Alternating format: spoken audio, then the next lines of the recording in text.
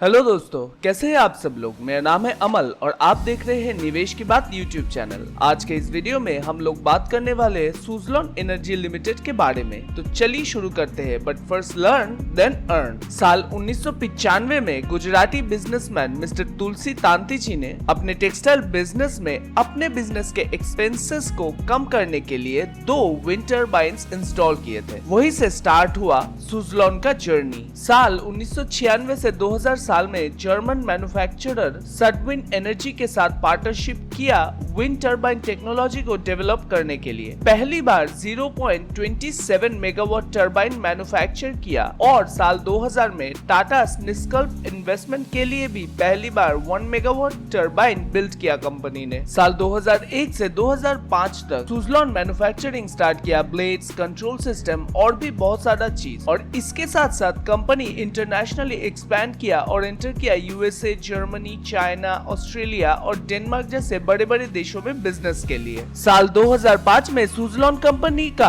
IPO आया और list हुआ एनएसई और बीएसई में। सुज़लोन का आईपीओ 15 गुना ज्यादा ओवर सब्सक्राइब हुआ था और इसी साल में कंपनी ने 1 gigawatt wind energy capacity installation cross किया था। और मार्च में कंपनी ने एक्वायर किया 2 कंपनी को, एक है Belgian gearbox maker Hansen transmission को और दूसरा था जर्मनी का रीपावर, जो बाद में नाम हुआ सेनबियन, जिससे कंपनी का ग्लोबल डोमिनेंस और फुटप्रिंट और ज्यादा पावरफुल हो। कंपनी 2011 में नया प्रोडक्ट्स बना रहा था और S9X WTG मतलब विंड टर्बाइन जनरेटर्स बोल के एक नया प्रोडक्ट को ग्लोबली कंपनी ने लॉन्च किया। साल 2014 से 2016 के बीच में कंपनी प्योर वर्ल्ड में 15 गीगावाट मतलब 15,000 megawatt wind turbine capacity install किया और इंडिया का 3 जगह पर विंड टर्बाइन इंस्टॉल किया था, जो है जैसलमेर विंड पार्क जो राजस्थान में है, दूसरा कच्छ विंड प्रोजेक्ट जो गुजरात में है और तीसरा सकरी विंड फर्म जो महाराष्ट्र में है। सबसे बड़ी बात, 2014 में कंपनी डेब्ट ट्रैप में फंस चुका था लगभग 8,000 करोड़ के आसपास और ये डेब्ट बर्डन कुछ रीजंस से आया था। वो रीजंस थे, नंबर 1 कंपनी एग्रेसिव ग्लोबल में एक्सपेंशन कर रहा था, नंबर 2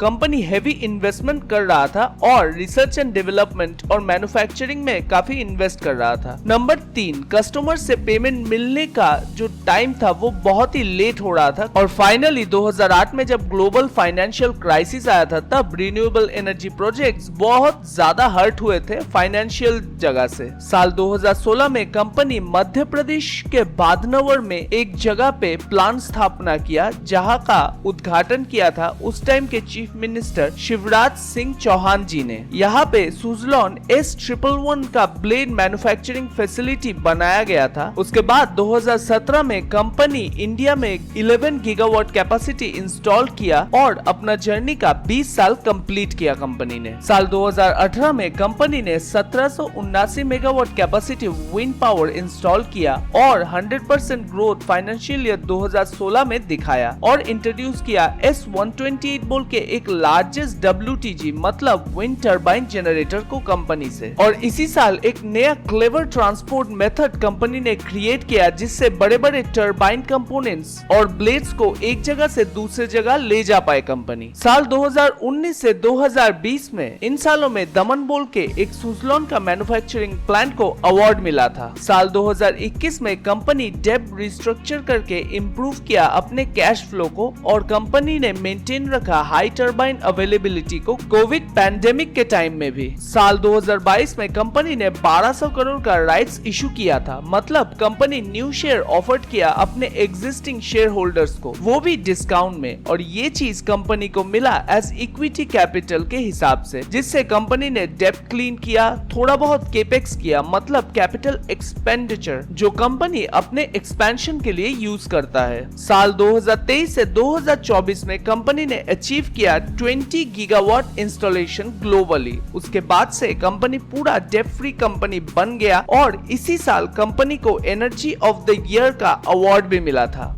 अब आइए थोड़ा कंपनी के प्रोडक्ट्स और सर्विसेज के बारे में जानते हैं। कंपनी के फिलहाल कुछ क्लासिक प्रोडक्ट्स हैं। इनके नाम है S52, S66, S82, S88, S97, S111 और कंपनी में जो न्यू प्रोडक्ट्स है वो है S120, S133 और S144। अब थोड़ा ये प्रोडक्ट्स का टेक्निकल स्पेसिफिकेशन आइए जानते हैं। सबसे पहले देखिए S120 वाला model 2.1 megawatt rated power generate करता है और कट इन विंड स्पीड है इसका 3.0 m/s, मतलब जनरेटर चलने के लिए 3.0 m/s का विंड स्पीड चाहिए, जिसका मतलब है 3 मीटर पर second. Rated wind speed 9.5 metre पर सेकेंड, मतलब जनरेटर मैक्सिमम पावर आउटपुट देगा इस स्पीड में। और कटआउट विंड स्पीड 26.1 मीटर पर सेकेंड, 3 सेकेंड एवरेज और उसके बाद 18 मीटर पर सेकेंड 10 मिनट्स एवरेज। इसका मतलब है अगर विंड का स्पीड 26.1 मीटर पर सेकेंड के हिसाब से चला जाए तब 3 सेकेंड के बाद, और जब विंड का स्पीड 18 मीटर पर सेकेंड चला जाए तब 10 मिनट के बाद जनरेटर ऑटोमेटिकली शट डाउन कर देगा, नहीं तो मैकेनिकल और स्ट्रक्चरल डैमेज होने का चांस ज्यादा रहता है। इस प्रोडक्ट में टोटल 4 टाइप के रोटर डायमीटर देखने को मिलता है। S120 105M जो 105 मीटर का रोटर डायमीटर के साथ मिलता है। उसके बाद S120 120M जो 120 रोटर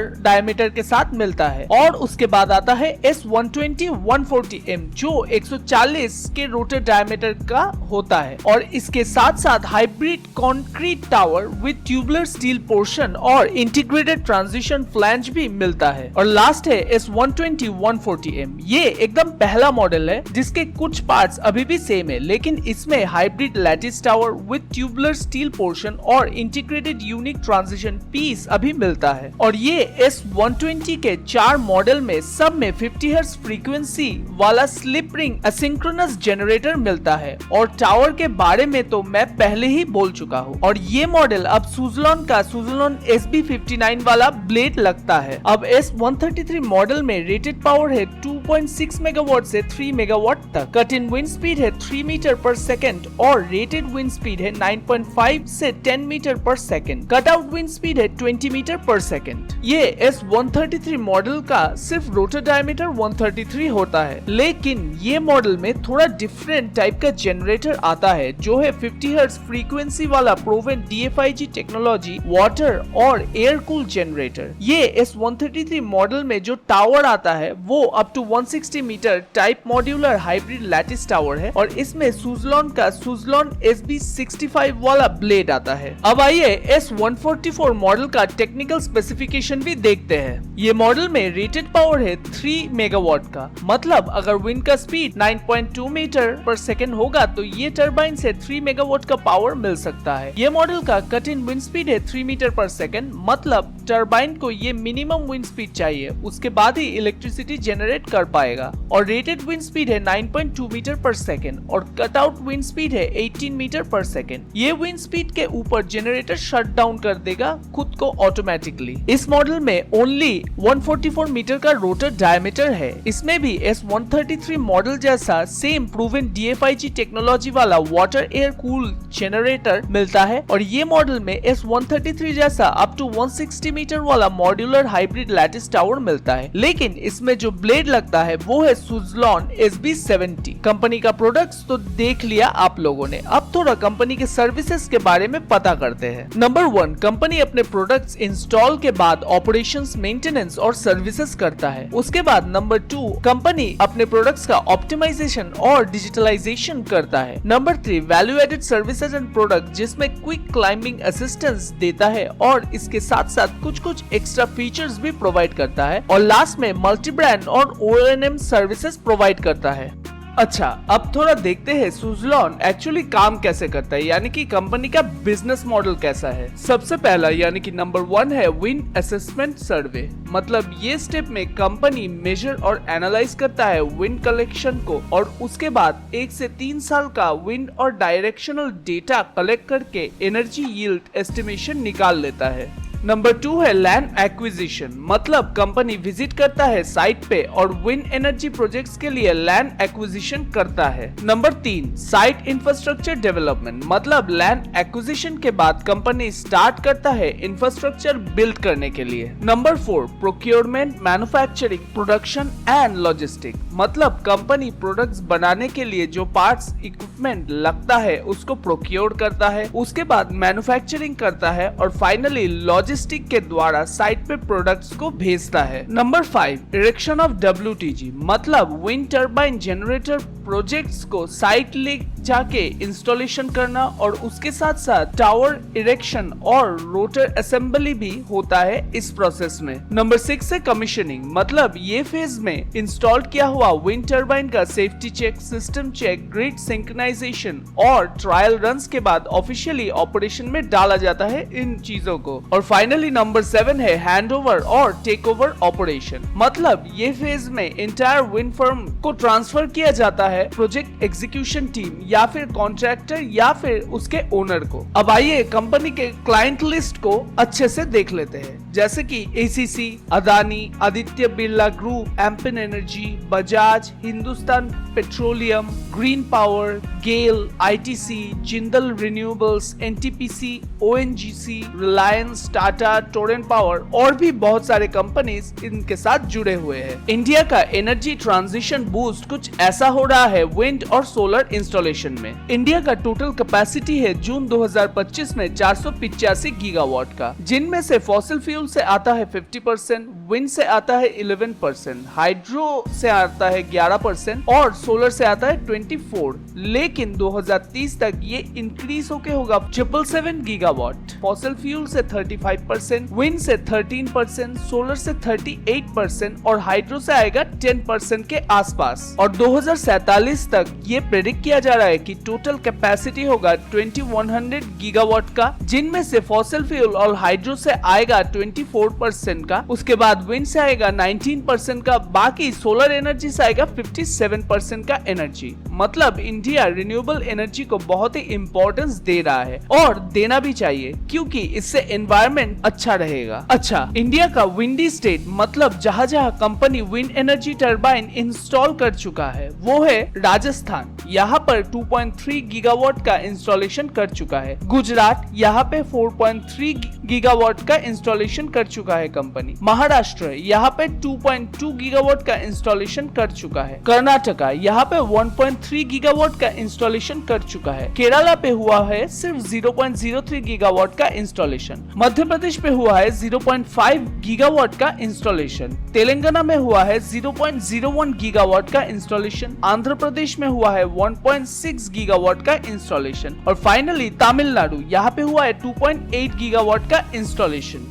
अब आइए कंपनी के फंडामेंटल्स देखते हैं। सबसे पहले देखिए कंपनी का मार्केट कैप है 78,992 करोड़ का और जिस टाइम पे मैं ये वीडियो रिकॉर्ड कर रहा हूँ उस टाइम पे स्टॉक का प्राइस है 58.1 रुपीज और ये स्टॉक 86 रुपए तक जा चुका था। फिलहाल कंपनी का स्टॉक PE है 37.7 और इसके अगेंस्ट में इंडस्ट्री PE है 46.5, मतलब PE के हिसाब से स्टॉक का प्राइस थोड़ा सस्ता है। फिलहाल कंपनी अभी कोई डिविडेंड नहीं दे रहा है। कंपनी का ROC मतलब रिटर्न ऑन कैपिटल एम्प्लॉयड है 32.4% का और ROE मतलब रिटर्न ऑन इक्विटी है 41.3% का, जो कि काफी बढ़िया है। कंपनी का PEG रेशियो है 0.19, जो ये दर्शाता है कि स्टॉक प्राइस बहुत ही अंडर वैल्यूड है। अब ये PEG रेशियो क्या है, इसको अच्छे से जानने के लिए आप लोग मॉस्टिव वाला वीडियो देख सकते हो। कंपनी का 5 सालों में सेल्स ग्रोथ हुआ है 29.6% और पिछले 5 सालों में प्रॉफिट ग्रोथ हुआ है 22.9%, जो एक अच्छा साइन है कंपनी के लिए। इस कंपनी का डेब्ट है 323 करोड़ का और इसके अगेंस्ट में रिजर्व है 3,374 करोड़ का और इस हिसाब से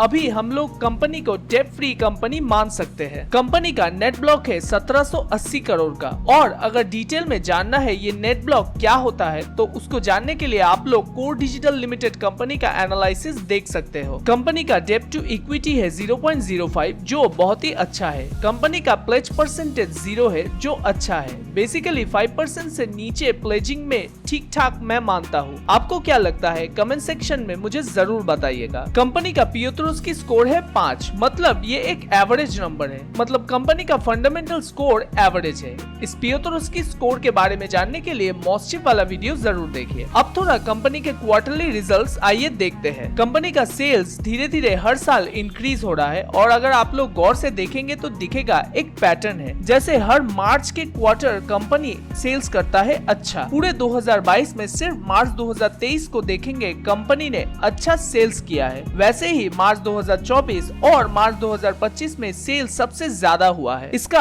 असली कारण है इंडिया का मॉनसून सीजन यानी कि विंड सीजन शुरू होता है जून से सितंबर के महीने में। डेवलपर्स और सुज़लॉन ज्यादातर इस टाइम पे प्रोजेक्ट्स को जल्दी से जल्दी खत्म करके कमीशन करने की कोशिश करते हैं ताकि जनवरी से मार्च तक एनर्जी जनरेशन और रेवेन्यू सबसे ज्यादा हो जाए और बाद में स्लो डाउन के पहले वो लोग रेवेन्यू कलेक्ट कर पाए। और क्योंकि अकाउंटिंग डिपार्टमेंट पहले से ही उन लोगों को आइडिया रहता है कि प्रोजेक्ट कमीशन के बाद ही रेवेन्यू सबसे ज्यादा होता है, इसीलिए क्वार्टर 4 में सबसे ज्यादा अर्निंग का डोमिनेशन रहता है कंपनी में। लेकिन उसके बाद कंपनी के एक्सपेंसेस भी धीरे धीरे इंक्रीज हो रहा है। ऑपरेटिंग प्रॉफिट भी सेल्स के हिसाब से चल रहा है, मतलब जिस क्वार्टर अच्छा सेल्स हुआ उस क्वार्टर अच्छा ऑपरेटिंग प्रॉफिट हो रहा है। जैसे कि मार्च 2023 में हुआ था 233 करोड़ का प्रॉफिट, उसके बाद मार्च 2024 में हुआ 357 करोड़ का प्रॉफिट। और जिस क्वार्टर सेल्स ज्यादा हुआ है और एक्सपेंसेस कम, उस क्वार्टर भी अच्छा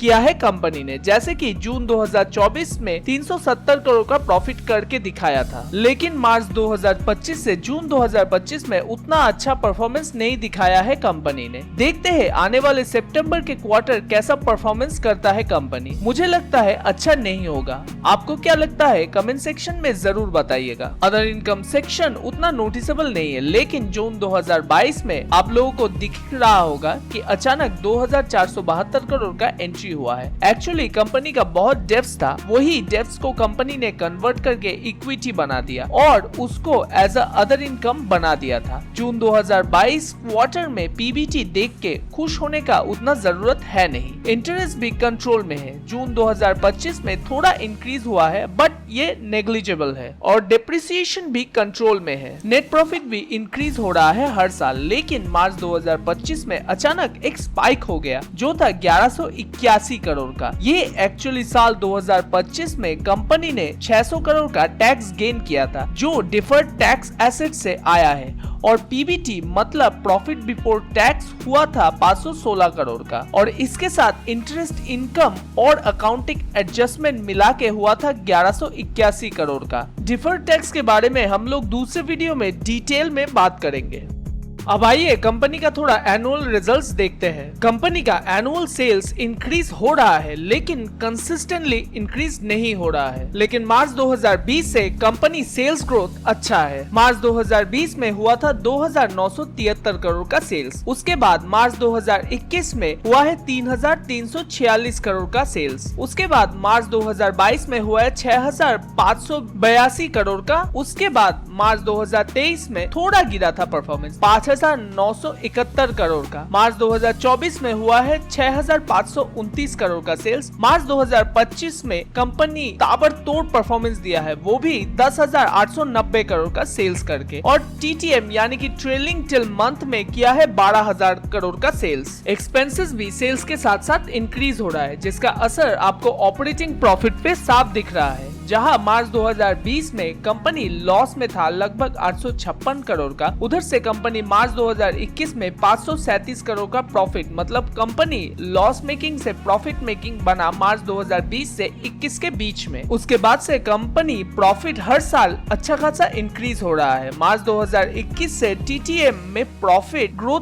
हुआ है अप्रोक्सीमेटली 288.45% का, जो काफी बेहतरीन है। अदर इनकम सेक्शन में कोई खास बात नहीं है और मार्च 2023 में जो 2739 वाला नंबर है उसके बारे में मैं पहले ही वीडियो में बोल चुका हूँ। बट इंटरेस्ट वाला सेक्शन अच्छा है, धीरे धीरे डिक्रीज हो रहा है। इसका मतलब है कंपनी डेप्ट कम हो रहा है जिसके लिए कंपनी इंटरेस्ट कम पे कर रहा है। डिप्रिशिएशन भी नॉर्मल है। नेट प्रॉफिट में कंपनी का लॉस होता था बट उसके बाद से कंपनी में प्रॉफिट आ रहा है। कंपनी का बैलेंस शीट में इक्विटी कैपिटल इंक्रीज हो रहा है और रिजर्व जहाँ पे पहले नेगेटिव था वहाँ से से कंपनी अभी अच्छा खासा रिजर्व कर चुका है। मार्च 2020 में कंपनी का रिजर्व था नेगेटिव 12,047 करोड़ का और वहां से मार्च 2025 में 3,374 करोड़ का रिजर्व एक्यूमुलेट किया है कंपनी ने। बोरोइंग भी पहले बहुत था, जैसे कि आप लोग देख रहे हो मार्च 2014 में 17,059 करोड़ का था बोरोइंग। उसके बाद से कंपनी मार्च 2025 में लाया 323 करोड़ का डेब्ट, जो काबिले तारीफ है। फिक्स एसेट बीच में थोड़ा कम हुआ था, लेकिन उसके बाद से इंक्रीज हुआ है। मार्च 2023 में 866 करोड़ का एसेट्स था, उसको इंक्रीज करके अभी कंपनी ने 1780 करोड़ का एसेट बना चुका है। इन्वेस्टमेंट उतना खास नहीं है अभी। आइए अब कंपनी का कैश फ्लो देखते हैं। कैश फ्लो स्टेटमेंट में कैश फ्रॉम ऑपरेटिंग एक्टिविटी का नंबर्स पहले नेगेटिव था, लेकिन अभी नंबर्स पॉजिटिव में आया है, जो अच्छा है। कैश फ्रॉम इन्वेस्टिंग एक्टिविटी का नंबर हमेशा नेगेटिव होना चाहिए, जो इधर दिख रहा है। नेगेटिव होगा तभी कंपनी इन्वेस्ट कर पाएगा, लैंड परचेस कर पाएगा, एक्सपैंड कर पाएगा। जैसा कि दिख रहा है मार्च 2025 में 752 करोड़ का इन्वेस्ट हुआ था। उसके बाद कैश फ्रॉम फाइनेंसिंग एक्टिविटी में देखोगे तो दिखेगा नंबर्स कभी पॉजिटिव में है तो कभी नेगेटिव में। नेगेटिव होना चाहिए। नेगेटिव होगा तभी तो कंपनी जो लोन लिया है उसका इंटरेस्ट पे कर पाएगा, लोन चुका पाएगा या फिर डिविडेंड पे कर पाएगा। मार्च 2022 में नंबर्स अच्छा था, 1045 माइनस में, बट उसके बाद मार्च 2024 से नंबर पॉजिटिव में आ गया। आइए अब कंपनी का शेयर होल्डिंग पैटर्न देखते हैं। कंपनी का शेयर होल्डर पैटर्न मुझे कुछ खास नहीं लगा। सबसे पहले देखिए, जो लोग कंपनी चला रहे हैं वो लोग का स्टेक धीरे धीरे डिक्रीज हो रहा है। जून 2023 में प्रोमोटर्स का स्टेक था 14.50% का, वहां से 11.75% हो चुका है, जो मुझे पर्सनली बहुत खराब लगा। लेकिन FII स्टेक धीरे धीरे इंक्रीज हो रहा है। जून 2023 में 7.79% था, वहां से 2025 में 23.02% का हो चुका है और DII का स्टेक भी एज इट इज FII की तरह इंक्रीज हो रहा है। मतलब प्रोमोटर्स का स्टेक इन लोगों के पास गया है, लेकिन ज्यादा स्टेक अभी पब्लिक के पास ही मौजूद है। आइए अब कंपनी का कुछ स्ट्रेंथ पार्ट देखते हैं। नंबर 1, कंपनी अपने क्लाइंट्स को end to end service provide करता है। नंबर 2, कंपनी पैन इंडिया में अभी तक टोटल 15.2 गीगावाट का टरबाइन इंस्टॉल कर चुका है। नंबर 3, कंपनी अपने कस्टमर्स के साथ बहुत ही अच्छा रिलेशनशिप मेंटेन कर रहा है। नंबर 4, कंपनी का टेक्नोलॉजी का R&D प्रोसेस अपने ही इन हाउस में करता है कंपनी। नंबर 5 है, कंपनी के पास best in class service capability है। नंबर 6, और कंपनी के पास 30 सालों से भी ज्यादा का ट्रैक रिकॉर्ड है, जो अच्छा है। नंबर 7, अभी तक कंपनी पूरे ग्लोबल में 21 प्लस गीगावाट विंड एनर्जी का फर्म इंस्टॉल कर चुका है। नंबर 8, कंपनी का पूरा मार्केट 29% का मार्केट शेयर है। नंबर 9, कंपनी के पास 8,100 प्लस एक्सपीरियंस वर्कफोर्स है। नंबर 10, कंपनी के पास एक वेल स्टैब्लिश प्रोडक्ट्स का पोर्टफोलियो है। अब आइए कंपनी के थोड़े नेगेटिव पॉइंट्स भी देख लेते हैं। नंबर 1, डिलीवरीज और कमीशनिंग में डिले हो रहा है। जैसे कि अगस्त 2025 के कॉल में मिला है कि कंपनी ने 444 मेगावाट का प्रोजेक्ट डिलीवर किया, लेकिन उसमें से 117 मेगावाट कमीशनिंग हुआ है, जो अच्छा बात नहीं है। नंबर 2, लार्जर ऑर्डर के लिए हेवी वर्किंग कैपिटल की जरूरत होता है, जिसके लिए कंपनी थोड़ा सफर कर रहा है। नंबर 3, मार्केट में कंपटीशन इंक्रीज हो रहा है, जिससे कंपनी को रेवेन्यू जनरेट करने में दिक्कत हो सकता है। नंबर 4, कंपनी का CFO मतलब chief financial officer mister Himanshu Modi ji 31 अगस्त से छोड़ रहे हैं। CFO चेंज होना ऐसा ग्रोथ फेज में ये चीज थोड़ा प्रॉब्लम तैयार कर सकता है। तो कंपनी का बिजनेस मॉडल अच्छा है और सेक्टर भी अच्छा है, लेकिन उसके साथ साथ ये कुछ वीक पॉइंट्स के बारे में भी हम लोगों को सोचना चाहिए। तो ये था सुजलॉन एनर्जी लिमिटेड का डिटेल स्टॉक एनालिसिस। आप लोगों को कैसा लगा कमेंट सेक्शन में जरूर बताइएगा। और हाँ, ये कोई स्टॉक को बाय सेल या होल्ड करने का रिकमेंडेशन नहीं है। कोई भी स्टॉक या शेयर को बाय सेल या होल्ड करने के लिए अपने फाइनेंशियल एडवाइजर की सलाह जरूर लीजिएगा। मिलते हैं अगले एक और नए वीडियो में एक और नए कंपनी के साथ। तब तक के लिए कीप इन्वेस्टिंग।